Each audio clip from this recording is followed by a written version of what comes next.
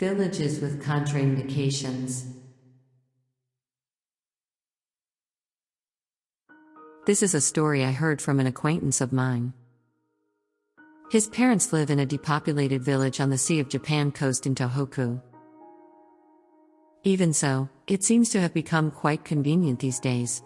When he was a child, there were houses without electricity or running water, and few houses had cars. Nowadays, all houses have lifelines, the internet is available, and it is not unusual for a house to have several cars. However, no matter how advanced civilization has become, there is still one rule that is followed in the village where he lived. It was that once a year, the village had to be left uninhabited.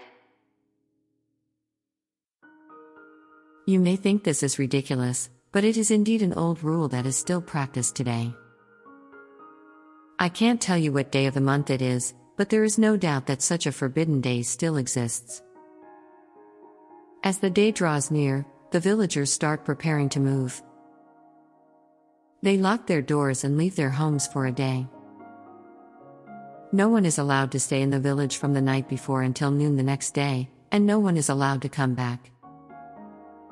This rule is strictly enforced on everyone, young and old, and since he was brought up with this rule strictly from an early age, he himself thought it was normal. In the old days, when most families didn't even have cars, it was quite a hardship for the family to move around together. They would load their belongings into carts and take refuge in their relatives' houses on foot. These days, however, every house has a car, and getting around is no longer a hardship. Nowadays, some people even look forward to the forbidden day, taking only the necessary luggage and going on a trip to the hot springs. I was also surprised to learn from him that every house in the village is equipped with protection as if they were preparing for war. All the houses had heavy iron doors at the entrance, and all the windows on the first floor had iron shutters on the outside of the windows. The outer walls of the houses themselves are also very sturdy, so it is not easy to get into the houses. The reason why people lock their doors so tightly is because in the past, when only simple wooden houses could be built, some houses were torn down or the inside of the houses were torn apart by something.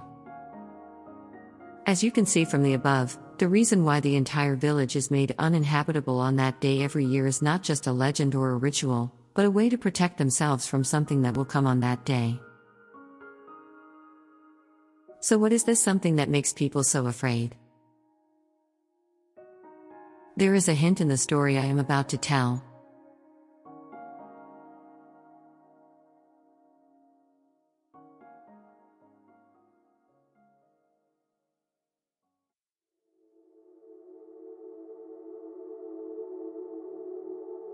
It seems that in every world, there are people who want to act differently from the people around them.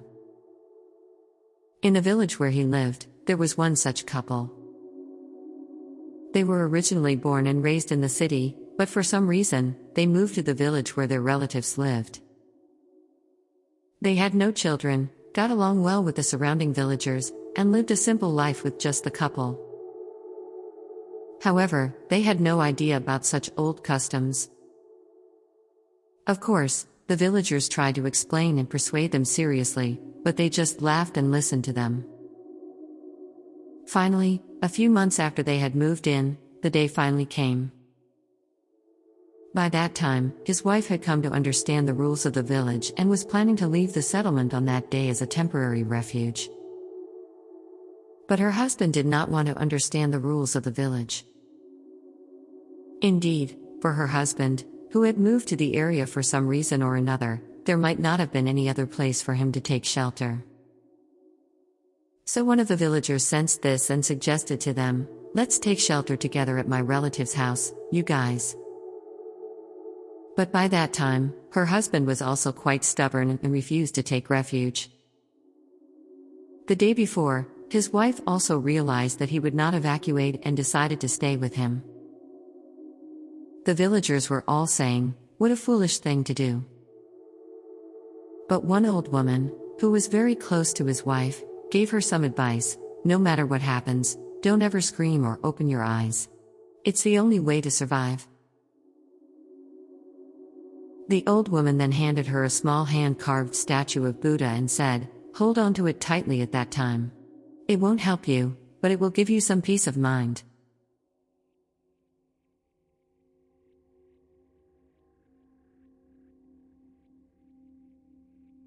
And the day before that day, the villagers left the land, leaving the couple behind. Even though it was the night before, the empty village could only be described as eerie. Her husband said it would be quiet and relaxing, but his wife was filled with anxiety. Then they went to bed early. There was nothing to do, and the silence felt eerie for some reason, as if it was a harbinger of something to come. As they fell asleep, they heard the sound of something walking outside. Maybe there was someone else left besides them, his wife thought, but that was definitely not the case. Because every time she heard the footsteps, there was a vibration and a sound that made the house shake and creak. His wife looked at the clock and saw that it was around midnight. His wife couldn't stand the fear and tried to wake her husband, but apparently he couldn't sleep either, and was just shivering under the covers. And then they both heard a voice from somewhere saying, Hey, is anyone there?" The voice they heard was that of a little boy, no matter how they heard it. However, this made them even more fearful, and they were unable to sleep in the futon and spent the rest of the night shivering until morning. In the morning, when they went outside, there was a bad smell around the house, like the smell of animals. However, the smell didn't seem to have been put on the rest of the house. It was as if the odor had been put there to mark the couple's house, and his wife felt something stirring in her heart. So she begged her husband to leave the village with her now. However, the husband refused, as if he had forgotten the horror of last night. Instead, he brought out his hunting rifle and began to clean it. Then her husband said, "I'm going to kill the monster that was in front of our house last night. I'm sure the people of the village will be grateful to me. So, if you want to run away, you can do it alone. I have to stay here and kill that monster." But the wife could not leave her husband alone and run away by herself. So, she asked him to at least make sure that he would never leave the house. Her husband was reluctant at first, but his wife cried and asked him to do it, so he couldn't refuse, and he promised only that he would not leave the house. After that, the daytime passed without incident, as if it was a lie that it was considered a forbidden day. At night, however, the atmosphere changed drastically. I don't know if it was because their area was too quiet, but I felt uneasy, as if we were the only two people who had wandered into another world. Her husband never left the house, but he spent the whole day cleaning his hunting rifle in case the monster that walked around the house last night came inside. Then, around 9 p.m., they heard voices from outside the house, as if children were playing around the house. They did not hear the footsteps that shook the house that they heard yesterday. Still, his wife was trembling. So maybe her husband was trying to free her from her fear. Her husband stood up and opened the closed window to see what was going on outside. He thought that the child's voice was an auditory hallucination created by their fear. Suddenly, he let out a loud scream and ran to get his hunting rifle. His wife was so terrified that she couldn't even open her eyes and was just clutching the Buddha statue that the old woman had given her. The next moment, she heard the sound of something breaking through the wall of the house and coming inside. Then she heard the sound of a hunting rifle firing twice in succession.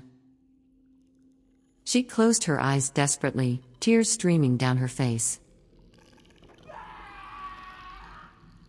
Then, after hearing her husband scream, she heard what sounded like something being dragged, and the sound was getting further and further away. Thinking that the dragging sound must be her husband, she panicked and tried to open her eyes. But she could not open her eyes. She had the feeling that something was right in front of her, peering into her face.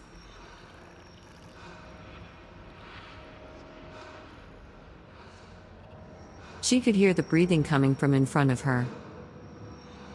She struggled to hold her breath. She tried not to move, not to let anyone know that she was there. How much time had passed? Suddenly, she heard her husband's voice. Hey, what are you doing? You're safe now.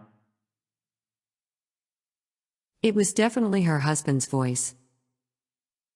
She was so happy that she opened her eyes. There was a woman standing in front of her, looking into her face.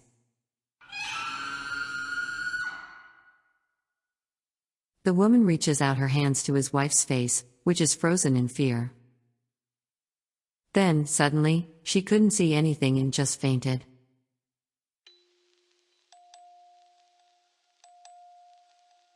The next time she woke up was when she was shaken awake by the villagers.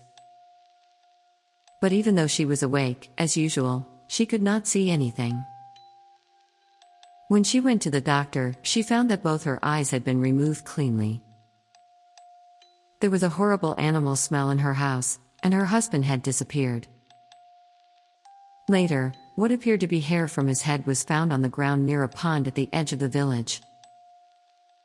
So the local police determined that he had been taken and eaten by a bear. However, she knew that he had not been taken by a bear. And of course, none of the villagers really believed that he had been taken by a bear. They just needed a good reason.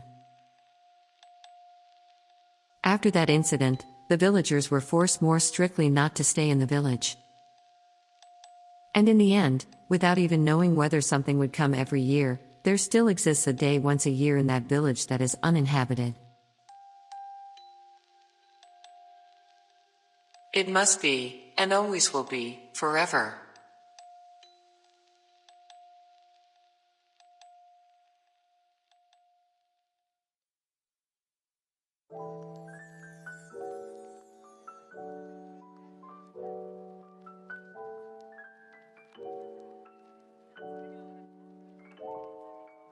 Thanks for watching this video.